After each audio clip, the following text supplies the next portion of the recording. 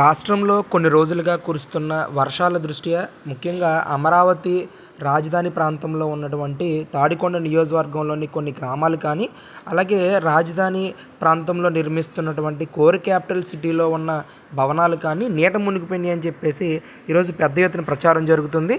అసలు ఈ ప్రాంతానికి సంబంధించిన రైతుగా వాస్తవ పరిస్థితి ఏంటి? జై అమరావతి, జై ఆంధ్రప్రదేశ్.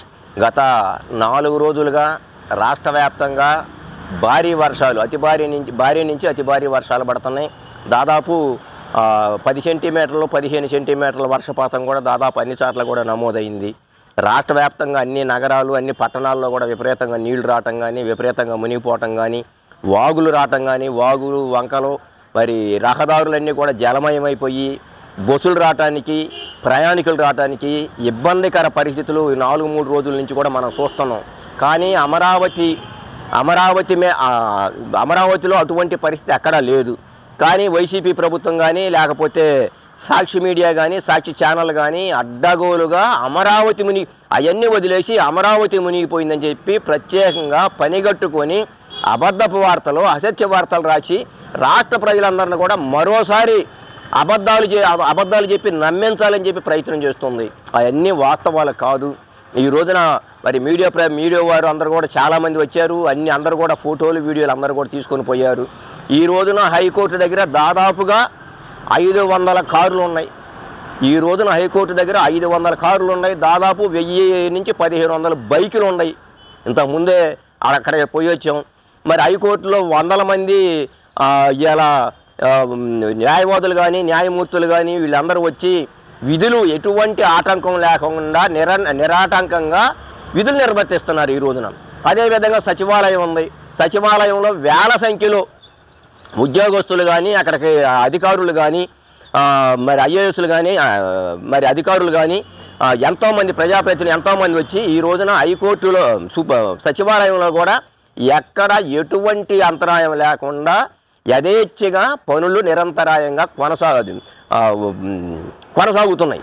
ఈ రోజున పరిపాలన కానీ అక్కడ ఉద్యోగస్తులు వచ్చేసి నిరాటంకంగా కొనసాగుతున్నాయి. కానీ వైసీపీ ప్రభుత్వం కానీ, జగన్మోహన్ రెడ్డి కానీ ఇంకా కూడా అబద్ధాలు చెప్పి ఈ రోజున అమరావతి మునిగిపోయిన దుష్ప్రచారం చేస్తున్నారు. మీరు 2024 ఎన్నికల్లో 3 రాజధానులు కావాలని చెప్పి 3 రాజధానుల మీద ఎన్నికలకు పోతే మీకు ప్రజలందరూ కూడా మీకు చెప్పు దెబ్బలు కొట్టి 11 సీట్లు ఇచ్చి పక్కన కూర్చోబెట్టారు. ఈరోజు అమరావతి గురించి మాట్లాడటానికి మీకు ఎటువంటి అవకాశం లేదు. అంటే ముఖ్యంగా కోర్ క్యాపిటల్ సిటీలో నిర్మిస్తూ ఉన్న ఏదైతే ఐకానిక్ టవర్స్ ఉన్నాయో అది ప్రతి వర్షానికి కూడా మునిగిపోతూ ఉన్నాయి. చంద్రబాబు నాయుడు చేపల చెరువులా చేశాడు అని చెప్పేసి పెద్ద ఎత్తున ప్రచారం చేస్తారు. అక్కడ నీరు నిలవండిపోవడానికి ప్రధాన కారణం ఏంటంటారు? ఇప్పుడు ఐకానిక్ టవర్స్ ఉన్నాయండి. ఐకానిక్ టవర్స్ అంటే 5 టవర్స్ అండి. ఒక టవరు 50 అంతస్తులు, 4 టవర్స్ 40 అంతస్తులు అండి. మరి అంత ఎత్తు కట్టాలంటే దాదాపుగా 30-40 అడుగులు, 50-60 అడుగుల లోతులో నుంచి పునాదులు తవ్వి అక్కడ నుంచి కింద బేస్మెంట్ వేసి ర్యాప్ట్ ఫౌండేషన్ వేసి అక్కడి నుంచి లేపుకుంటూ రావాలి. మరి 2018-19లో అప్పుడు తెలుగుదేశం ప్రభుత్వం ర్యాప్ట్ ఫౌండేషన్ వేసి అక్కడి నుంచి పునాదులు బలంగా ఉండాలని చెప్పి ర్యాప్ట్ ఫౌండేషన్ వేసి అక్కడి నుంచి పనులు మొదలుపెట్టి పనులు చేస్తున్నారు. అంతలోనే ప్రభుత్వం మారిపోయింది. పునాదులు భూమి మీదకి రాకుండానే భూమిలో ఉండగానే ప్రభుత్వం మారిపోతే జగన్మోహన్ రెడ్డి 3 రాజధానుల పేరుతోటి అమరావతిని విధ్వంసం చేయాలని చెప్పి ఆ పునాదులు కూడా బూడ్చకుండా అదే విధంగా ఉంచితే అప్పుడు ఆ పునాదులు మొత్తం నీళ్లు మునిగిపోయి ఉన్నాయి. అప్పుడు మునిగిపోయినటువంటి ఫోటోలు చూపించి ఈ రోజున అవన్నీ మునిగిపోయినాయి, అక్కడ నిర్మాణాలకి పనికిరాదు, కట్టడాలకు పనికిరాదు, అమరావతి ముంపు ప్రాంతం దుష్ప్రచారం చేస్తున్నారు. కూటమి ప్రభుత్వం అధికారంలోకి వచ్చిన తర్వాత మరి ఆ పాత కాంట్రాక్టు సంస్థలన్నీ రద్దు చేసి కొత్తగా మళ్ళీ కాంట్రాక్టులు పిలిచి మళ్ళీ గుత్తేదారులు వచ్చి అవన్నీ కూడా టెండర్లు పిలిచి ఆ టెండర్లు ఓకే అయ్యేటప్పటికి జూన్ నెల మొదటి వారం వచ్చిందండి. జూన్ నెల నుంచి ఆ పనులు చేసుకుంటూ వస్తున్నారు. కింద నుంచి బెడ్ కాంక్రీట్ వేసుకుంటూ వస్తున్నారు.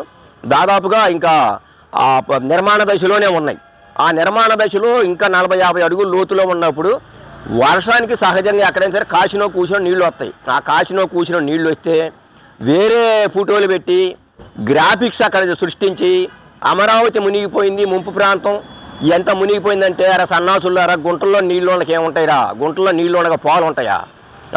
పునాదులు తీశారు ఇల్లు కడటానికి, పునాదులు బోడవలేదు. పునాదులు బోడవపోతే అటు పునాదుల్లో నీళ్ళు వస్తాయిగా, ఆ ఫోటోలు తీసి మునిగిపోయిందంటే కుదిరిద్దా? ఇల్లు కట్టాలంటే ఓ 10 అడుగులు పునాదులు తెస్తారు. ఆ 10 అడుగుల్లో ఇంకా పునాదులు వేయలే, పునాదులు పూడ్చలేదు. పూడ్చక ముందే వర్షం పడింది. ఆ వర్షం పడితే మునిగిపోతే ఊరు మొత్తం మునిగిపోయినట్టేనా?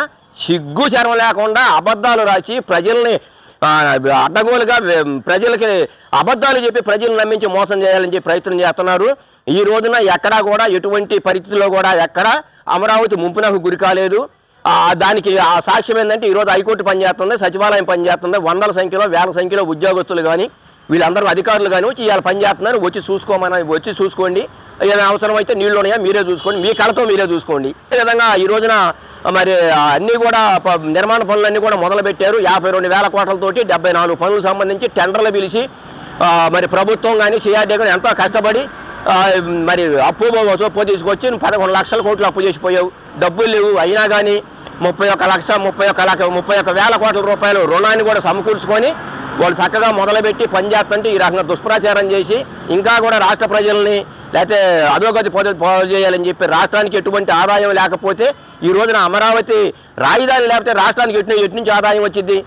రాష్ట్రాన్ని నువ్వు 5 సంవత్సరాలు ఎందుకు పని రాకుండా సంఖ నాకు ఇచ్చావు? రాష్ట్ర ప్రజల్ని నాశనం చేసిపోయావు. 11 లక్షల కోట్ల రూపాయల అప్పు వాళ్ళు నెత్తి మీద చేసిపోయావు.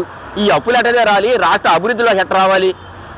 ఈ రోజు నారా చంద్రబాబు నాయుడు గారు కానీ నారా లోకేష్ గారు కానీ దేశ విదేశాలు తిరిగి మరి పెద్ద పెద్ద పరిశ్రమలు పెద్ద పెద్ద కంపెనీలని మరి 1,000 కోట్ల రూపాయలు 1,00,000 కోట్ల రూపాయలు పెట్టుబడులతోటి రాండయ్య బాబు మీకు అన్ని సదుపాయాలు కల్పిస్తాము, అన్ని మీకు రాయితీలు ఇస్తామని చెప్పి వాళ్ళని పిలుచుకొచ్చి వాళ్ళు ఒక్కొక్కరిని పెట్టేసి అన్ని కంపెనీలు పెడుతుంటే వీళ్ళు మీరు మా రాష్ట్రానికి రావద్దు, ఈ రాష్ట్రంలో మరి ఇక్కడికి వస్తే మీరు నష్టపోతారు, ఈసారి చంద్రబాబు నాయుడు గెలవడం నీ బొంద గెలవడం నీ నియోజకవర్గంలోనే మరి ఒక మండలంలో నీ మోహానికి 600 ఓట్లు వచ్చినాయి, అవతలానికి 6,000 ఓట్లు వచ్చి నీకు 600 ఓట్లు వచ్చింది. నీ బొంద గెలుస్తాం. ఇంకా రాష్ట్రాన్ని లేకపోతే వచ్చే వాళ్ళందరూ కూడా పారిశ్రామికవేత్తలందరూ కూడా బెదరగొట్టి రాకుండా రాష్ట్రాన్ని నాశనం చేయాలి, సర్వనాశనం చేయాలని చెప్పి చూస్తున్నటువంటి దుష్టుడు ఈ సైకో ఇక రాబోయే రోజుల్లో అసలు అధికారంలో కూడా రాడు.